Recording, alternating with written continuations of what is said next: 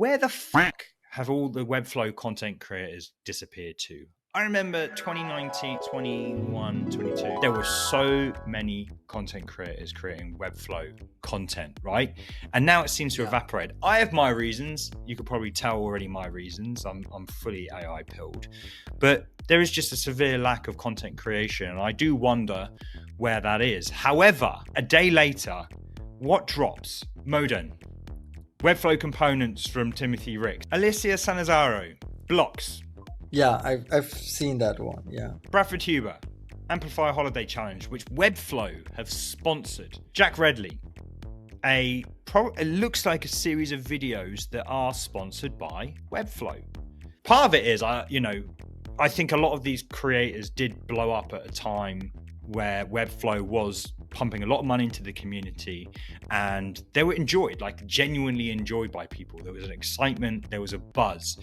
And so a few of these content creators came out and they rose quite quickly to the kind of, the top, as it were. They were getting a lot of the views without then potentially realizing what it takes to consistently create videos, right? And how hard it is. It is hard. You got to research, as we were saying. You got to have this money. You got to have cameras and a good microphone and things like that.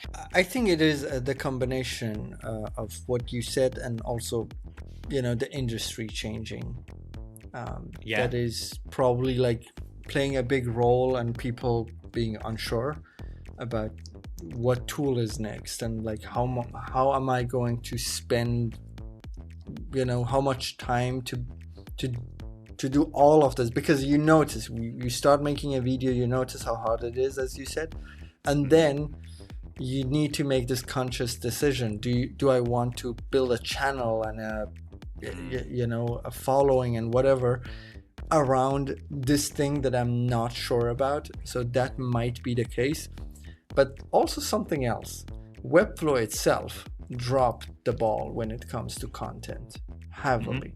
And not just around the content, just marketing altogether. And which makes me question Bradford and Jack's latest efforts, where Webflow has sponsored them. So there might be some change there, but I totally agree. But it's small things. Like we're talking about, they had a studio, right? They still have the physical studio, but they had this studio and they were making videos like every week, and sometimes a few videos per week. And the videos were genuinely one of the best videos, not just in the Webflow community, not just in the industry, but in the world altogether. Like Google doesn't have videos that Webflow University had. I don't know how much you could do better. Yeah, they were just so good. And maybe that's the reason that this happened. They couldn't keep it that way. It was maybe not something that they could do it forever. But anyway, they dropped that, and also the whole marketing effort in the way we know it vanished. Maybe now they are doing it through different channels and targeting different people. That's why we don't see it. Maybe that's the case. But we see a lot of content around Framer, and what I find to be really funny is like Framer is literally using the strategies that Webflow used to have. Like your marketing, your website should be your marketing team, like your marketing help, not an engineering channel, something like this challenge. And they are doing that. Like Framer is literally doing what Webflow was using 4 years ago. So the whole industry there has changed, and Webflow has dropped the ball on marketing efforts. And maybe they don't have the needs for it. I don't know. And people are not as inspired to make content for it. Yeah, potentially. I mean, we don't know anything. We know very, very little, right, when it comes to what's going on behind the scenes of Webflow. But what I do know is, I was talking to my friend about this last week, is that the LinkedIn stuff that goes out based on our conversations here, right? He was like, "Oh, you don't put that out under your company?"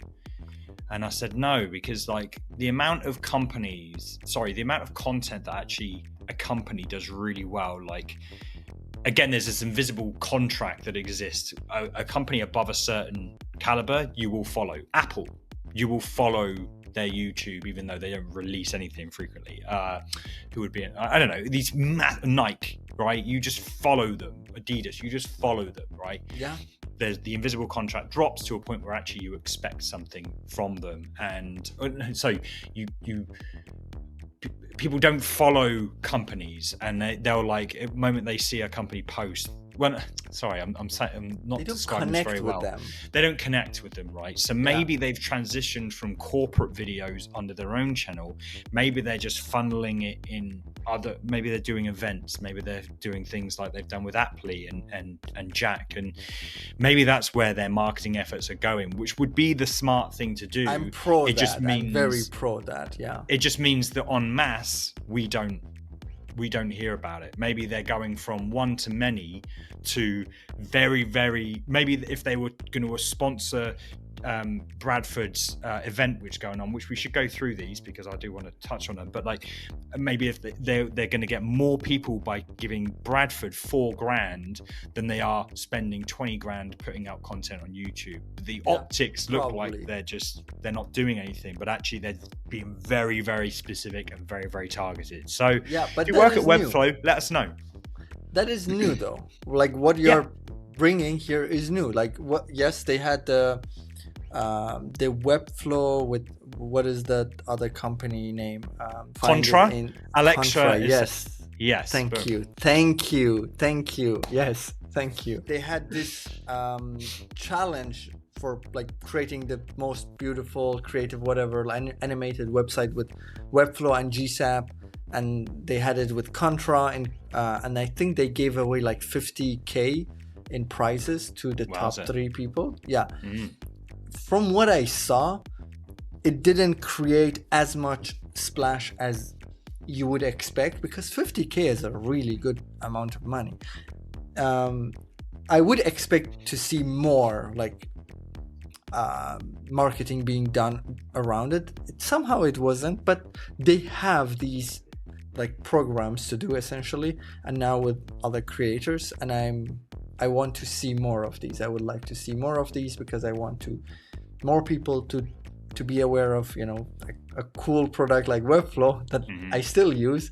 And I'm sad to see if there is no marketing around it. That's essentially what I'm trying to say.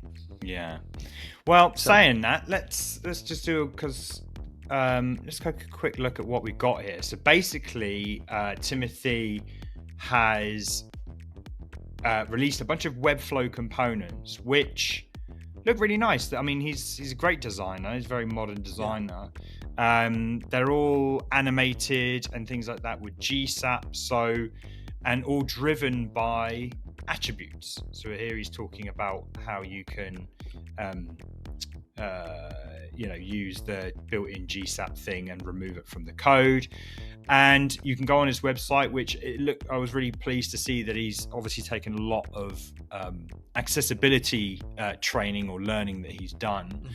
And you can navigate this website really nicely with just your keyboard and just copy and paste and do this and that and the other. But then you can paste these into Webflow. And he's released a bunch of these components that work quite nicely. So pop up. That is cool. Here. So quite a nice little set These of really cool. things. Yeah. So it looks like it's $30 per month. Yeah. And I wanted to touch on that. I'm still a paying user to Timothy for his Patreon, and I haven't checked Patreon, but recently, but I'm pretty sure he hasn't put out any new stuff out there. So I'm I don't know if there's a special code or program for that. I would be quite sad to see, like, I've been paying for nothing for the past, I don't know, year, and I can't, if I couldn't sign up with the same thing here. He has already 72 components. He has Linus, for example. He has hide video in low power mode. There's like some very niche and cool stuff. Nice. That's quite cool. Hide video in low power mode. So I guess these are these sorts of ones where it's just a little code icon, right? Yeah. Set interval, stuff like that. Okay, so there's code snippets there as well. What do you think about something like copy to clipboard, right? This is very simple, right? With AI, we talk about like AI. Like anybody can create this with AI. And this copy to clipboard, I have it in my component library as well, right? We have that too. But I have my answer for why I'm adding it, even though it's very simple, even though anybody can do it with AI. Sure, you could ask ChatGPT to do a lot of this stuff, right? You could ask, but I guess there's an element of trust you're putting in Timothy. I was thinking about this today about accessibility, probably inspired by this library. How I haven't had to worry about accessibility too much, or SEO more specifically, actually. So I haven't done a lot of heavy accessibility or SEO testing. You're putting convenience, and you're paying for convenience and trust. You're saying like, I believe that you've done your due diligence in creating something that I know works. And if I get given a line of JavaScript on ChatGPT, instead of going out there and learning what it does, or thinking it's not doing something malicious, again, I'm trusting that you've done this. Talking about Alicia's thing, so this is a sort of framework for building websites. I know she got a shout out from Corey Moen as well, but here we go, component framework, share this tab, blocks, doing her own thing. Again, probably just releasing something she's already doing. Exactly. This is like what she's using, and she's she's just publishing and this is like great. Like if you're building something and you are using it yourself and you're happy with it, why not publish it? And people will also play with it, and maybe they will improve on it. It's kind of like open source in nature, right? So this is really cool. Yeah, and shout out to both of them for Modin and also Blocks for putting it out there. Yeah. The Bradford thing, I have not read this. So team at Webflow to create a fun challenge to end the year with $4,000 up for grabs. Build a 1,000 by 750 holiday themed Webflow card for a chance to win 4,000. Okay, so there's that's quite funny, because like we are building something similar. Christmas, we are building something similar. Nice. For our clients every year, Cool. So there we go. Sign up to the challenge, duplicate the starter template, design your holiday theme card, and submit the link. Nice. So if you want to, do what you're doing and send your clients a Christmas card, then enter the challenge and win some money.